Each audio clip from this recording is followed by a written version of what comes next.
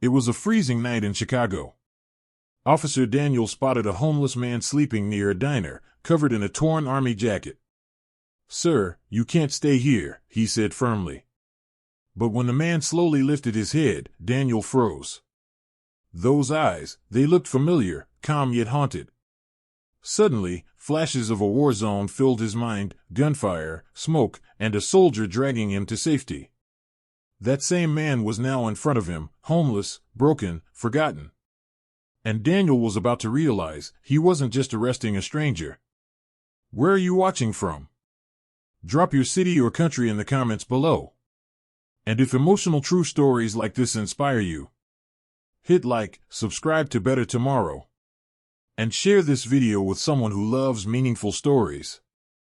Officer Daniel had been on patrol for almost 12 hours straight. His coffee had gone cold, his patience even colder. It had been one of those nights, arguments, noise complaints, and endless calls about suspicious people. When dispatch mentioned a homeless man sleeping behind the diner, Daniel sighed. "Another one," he muttered, turning the patrol lights on. The man sat hunched over, wrapped in a dirty blanket, boots torn, face hidden under a hood. Daniel approached carefully. "Sir, you can't sleep here. Let's move along." No response. He stepped closer, shining his flashlight. That's when he noticed something strange. The man wasn't just wearing rags. Underneath that coat was an old U.S. Army jacket, faded and worn out. On the chest, a small, rusted name tag hung loosely, T. Miller. Daniel's heart skipped. The name felt oddly familiar. "T. Miller," he whispered. He couldn't place it, but it stirred something buried deep inside his memory. The man slowly looked up. His eyes were tired, his face withered, a small scar running down his cheek. "Sir, what's your name?" Daniel asked. "They used to call me Sergeant Miller," the man replied softly, voice cracked and broken. The world around Daniel seemed to freeze. That name, those eyes, the scar. A memory hit him like a punch. Kandahar, 2012. A convoy ambushed. Smoke everywhere. Daniel, then just a private, trapped in a burning vehicle, screaming for help. And through the chaos, a soldier appeared, pulling him out just seconds before the explosion. That soldier had the same eyes. The same voice. The same scar. Daniel stepped back in disbelief. "No way." "Sergeant Miller," he whispered. The old man squinted, studying Daniel's face.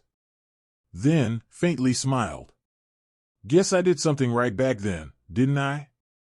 Daniel's throat tightened. His flashlight trembled in his hand. He had just handcuffed the man who once saved his life. A hero now forgotten, sleeping on the streets he once fought to protect. For a few seconds, Daniel couldn't breathe. His mind raced between the blinding headlights of memory and the freezing air of reality. The man sitting in front of him, tired, forgotten, homeless, was the same soldier who had dragged him out of fire 13 years ago. Daniel quickly removed the handcuffs. "Sir. I'm sorry. I didn't know." Miller smiled faintly. "It's okay, son. You were just doing your job." But Daniel couldn't look him in the eye. Doing his job? No, this wasn't just another arrest. This was a man who had once saved his life, a man who should have been honored, not abandoned. "What happened to you, Sarge?"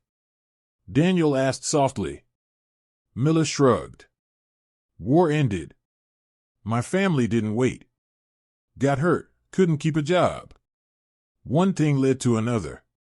He chuckled bitterly. "Now I just try to find a warm place to sleep." Daniel's eyes burned with guilt. "You shouldn't be here," he said firmly. "You deserve better. You deserve a home, recognition, something." Miller looked at him, eyes filled with quiet acceptance. "Sometimes, people forget the faces of the ones who fight for them. That's just how the world works." Daniel clenched his fists. "Not this time," he whispered. He helped Miller stand up, took off his own police jacket, and placed it around the old soldier's shoulders. You saved me once, Sergeant. I won't let you freeze out here. Miller's lips trembled.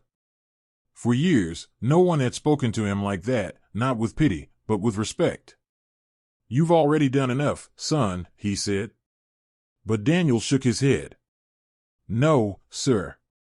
You did enough. Now it's my turn. The two men stood there under the dim streetlight, one wearing the badge, the other the scars, both silently saluting a moment fate had brought full circle. The courtroom was silent. Michael stood in his worn-out army jacket, the same one he'd been sleeping in when Officer Daniel found him. But this time, he wasn't just a homeless veteran. He was a man standing up against an entire system that had forgotten him. The HOA's attorney smirked. Mr. Michael Turner abandoned his property. We followed the law. Michael looked straight at the judge, his voice steady. I was deployed in Afghanistan when they auctioned my home. I didn't abandon it. I was defending this country. The judge flipped through the files, then froze. There it was, the deployment notice that HOA had overlooked. A government stamp. A date that proved Michael was on active duty. The room fell silent. The HOA president shifted uncomfortably in his seat as the judge's tone hardened. Your association violated the Service Members' Civil Relief Act. You sold the property of a deployed soldier. That's not just unethical, it's illegal. The gavel hit the desk. This court orders the immediate return of Mr. Turner's home, and a full investigation into the HOA board. Michael's knees went weak. Daniel placed a hand on his shoulder. You finally got your home back, brother, he whispered. Outside the courthouse, reporters swarmed him, cameras flashing. But Michael wasn't thinking about fame or revenge. He looked up at the sky and smiled. Not because he won, but because justice finally had a name again. That night, he walked back into his old home. The walls were empty, but the silence was peaceful. For the first time in years, he felt something he thought he'd lost forever, hope. He poured himself a cup of coffee, looked out the window, and whispered. Some battles aren't fought on foreign soil, they're fought right here, for what's right.